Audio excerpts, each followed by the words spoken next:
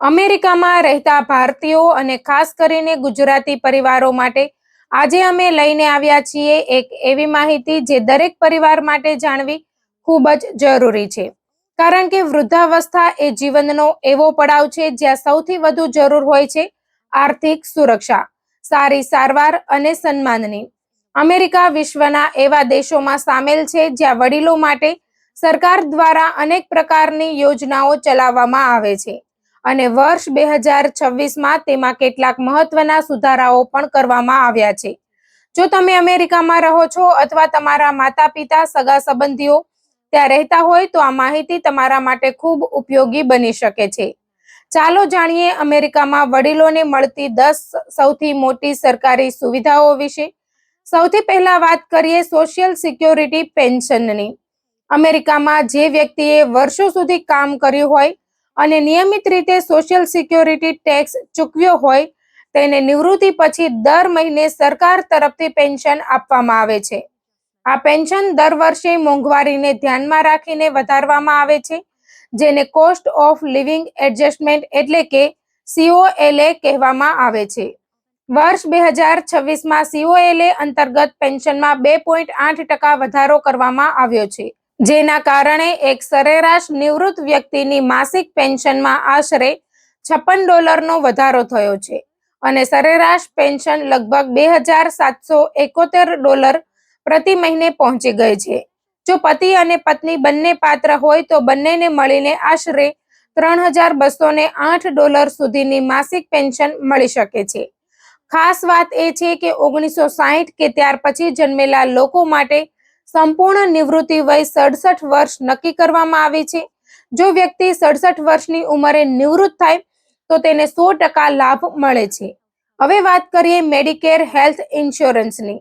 અમેરિકામાં 65 વર્ષની ઉંમર પૂર્ણ થયા બાદ મોટાભાગના નાગરિકોને મેડિકેર હેલ્થ કવરેજ મળે છે. આ યોજના હેઠળ હોસ્પિટલમાં દાખલ થવાથી લઈને ડોક્ટરની સારવાર, તપાસ અને અનેક પ્રકારની આરોગ્ય સેવાઓ માટે સહાય આપવામાં આવે છે. વૃદ્ધાવસ્થામાં આરોગ્ય ખર્ચ સૌથી મોટો પડકાર હોય છે અને મેડિકેર એ ભારને ઘણો ઓછો કરી દે છે. વર્ષ 2026માં મેડિકેર પાર્ટ ડી હેઠળ દવાઓના ખર્ચ અંગે પણ મોટો ફેરફાર કરવામાં આવ્યો છે. હવે પ્રિસ્ક્રિપ્શન દવાઓ માટે વાર્ષિક આઉટ ઓફ પોકેટ મર્યાદા $2,100 એટલે કે $2,100 નક્કી કરવામાં આવી છે. એટલે કે એક વખત આ મર્યાદા સુધી ખર્ચ થઈ જાય પછી વર્ષ દરમિયાન જરૂરી દવાઓનો વધારાનો ખર્ચ દર્દીને ચૂકવવો પડતો નથી. કેન્સર, હૃદયરોગ અથવા અન્ય ગંભીર બીમારીઓની મોંઘી દવાઓ લેતા વડીલો માટે આ ખૂબ જ મોટી રાહત છે. સરકાર દ્વારા મેડિકેર પ્રિસ્ક્રિપ્શન પેમેન્ટ પ્લાન પણ શરૂ કરવામાં આવ્યો છે. જો કોઈ વૃદ્ધ વ્યક્તિ એક સાથે દવાઓ માટે મોટી રકમ ચૂકવી શકતા ન હોય તો તેઓ આ ખર્ચને 12 મહિનાના હપ્તામાં વહેંચી શકે છે. એટલે કે અંદાજે દર મહિને લગભગ $175 જેટલી સરળ ચૂકવણી કરીને તેઓ દવાઓ મેળવી શકે છે.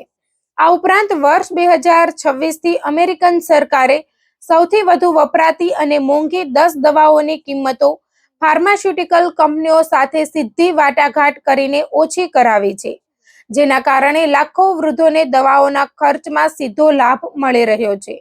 સાથે જ ઓછી આવક ધરાવતા વડીલો માટે એક્સ્ટ્રા હેલ્પ પ્રોગ્રામ પણ ઉપલબ્ધ છે, જેના દ્વારા દવાઓનો બાકી રહેલો ખર્ચ પણ ખૂબ ઓછો અથવા લગભગ શૂન્ય થઈ શકે છે. હવે વાત કરીએ સપ્લિમેન્ટલ સિક્યોરિટી ઇન્કમ એટલે કે SSI વિશે. દરેક વ્યક્તિએ જીવનભર નોકરી કરી હોય એવું જરૂરી નથી. ઘણા લોકોની આવક ખૂબ ઓછી હોય છે અથવા તેઓએ પૂરતા સોશિયલ સિક્યોરિટી ક્રેડિટ મેળવ્યા ન હોય. આવા લોકો માટે સરકાર SSI યોજના ચલાવે છે.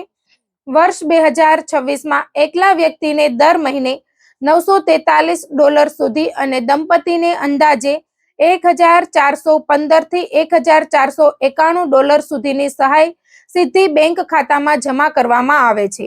આરોગ્ય સેવાઓમાં પણ 2026 દરમિયાન એક મહત્વપૂર્ણ સુવિધા ઉમેરવામાં આવી છે. મેડિકેર હેન્ડબુક 2026 મુજબ વડીલોને હવે 24 કલાક અને અઠવાડિયાના 7 દિવસ ડોક્ટરો અને કેર ટીમ સાથે સંપર્ક કરવાની સુવિધા ઉપલબ્ધ છે. આથી ઇમરજન્સી પરિસ્થિતિમાં ઝડપથી માર્ગદર્શન અને સારવાર મેળવવી વધુ સરળ બની છે.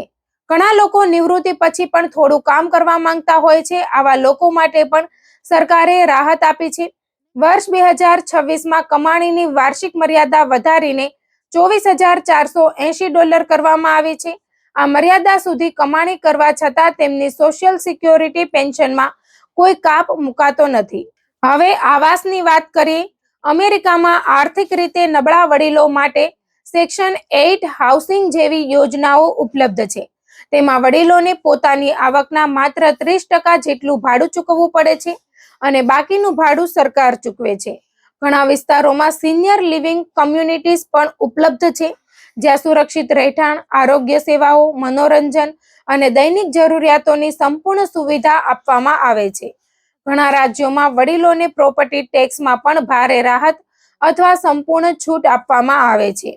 ખોરાકની બાબતમાં પણ સરકાર અનેક યોજનાઓ ચલાવે છે. SNAP એટલે કે ફૂડ સ્ટેમ્પ્સ યોજના હેઠળ વડીલોના ડેબિટ કાર્ડમાં દર મહિને નાણાં જમા કરવામાં આવે છે, જેથી તેઓ તાજા ફળ, શાકભાજી, દૂધ અને અન્ય જરૂરી ખાદ્ય વસ્તુઓ ખરીદી શકે. એકલા રહેતા વડીલો માટે મીલ્સ ઓન વ્હીલ્સ જેવી સેવાઓ ઉપલબ્ધ છે, જેમાં દરરોજ ગરમ અને તાજું ભોજન તેમના ઘરે પહોંચાડવામાં આવે છે અને સાથે તેમની સલામતી તથા સ્વાસ્થ્યની પણ જાણકારી લેવામાં આવે છે. પરિવહનની વાત કરીએ તો ડોક્ટર પાસે જવા, ગ્રોસરી ખરીદવા અથવા સિનિયર સેન્ટર સુધી પહોંચવા માટે ઘણી જગ્યાએ ખાસ વાહન વ્યવસ્થા ઉપલબ્ધ છે. વ્હીલચેર સુવિધાવાળી બસો અથવા વાન સીધી ઘર સુધી આવીને વડીલોને લઈ જાય છે. દરેક શહેરમાં સિનિયર સેન્ટર્સ પણ હોય છે, જ્યાં યોગા, કસરત, કોમ્પ્યુટર તાલીમ, રમતો અને સામાજિક કાર્યક્રમો દ્વારા વડીલોને સક્રિય જીવન જીવવા માટે પ્રોત્સાહન આપવામાં આવે છે. સૌથી મહત્વની વાત એ છે કે અમેરિકામાં એલ્ડર અબ્યુઝ લોઝ ખૂબ જ કડક છે. જો કોઈ વૃદ્ધ વ્યક્તિ સાથે છેતરપિંડી, શારીરિક કે માનસિક ત્રાસ અથવા દુર્વ્યવહાર થાય તો પોલીસ અને સંબંધિત એજન્સીઓ તરત જ કાર્યવાહી કરે છે. વડીલોની સુરક્ષા માટે અલગ હેલ્પલાઇન અને કાનૂની વ્યવસ્થા પણ કાર્યરત છે. આમ જોવામાં આવે તો અમેરિકામાં વડીલોને માત્ર પેન્શન જ નહીં, પરંતુ આરોગ્ય, દવાઓ, આવાસ, ખોરાક, પરિવહન, સામાજિક જીવન અને કાનૂની સુરક્ષા જેવી અનેક સુવિધાઓ ઉપલબ્ધ છે. વર્ષ 2026માં થયેલા નવા સુધારાઓએ વૃદ્ધોનું જીવન વધુ સુરક્ષિત, સરળ અને સન્માનજનક બનાવવાનો પ્રયાસ કર્યો છે. અંતમાં એક મહત્વનો સંદેશ: દરેક દેશની પોતાની નીતિઓ અને વ્યવસ્થાઓ હોય છે, પરંતુ એક વાત દરેક સમાજ માટે સમાન છે કે વડીલો આપણા પરિવારની અમૂલ્ય સંપત્તિ છે. તેઓને પ્રેમ, સન્માન, યોગ્ય કાળજી અને સુરક્ષા આપવી એ દરેક સંતાન અને સમાજની જવાબદારી છે. ચાલો આપણે પણ આપણા ઘરના વડીલોને સમય આપીએ, તેમની જરૂરિયાતોને સમજીએ અને તેમના જીવનના આ અમૂલ્ય સમયને વધુ ખુશાલ અને ગૌરવપૂર્ણ બનાવવાનો સંકલ્પ કરીએ.